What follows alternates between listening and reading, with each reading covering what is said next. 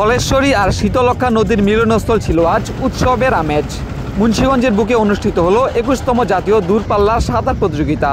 বাংলাদেশ নৌবাহিনীর পৃষ্ঠপোষকতা এবং বাংলাদেশ সুইমিং ফেডারেশনের আয়োজনে অনুষ্ঠিত এই প্রতিযোগিতা ঘিরে সকাল থেকে নদীর দুই তীরে জমে ওঠে মানুষের ঢল। সকাল 9:35 নারায়ণগঞ্জের সিপাহীপাড়া থেকে পুরুষ বিভাগ এবং 9:55 বক্তাবলী এলাকা থেকে নারী বিভাগের সাঁতারুরা প্রতিযোগিতা শুরু করেন। সারা দেশ থেকে পুরুষ বিভাগে অংশ নেন 23 জন এবং নারী বিভাগে 12 জন সাঁতারু।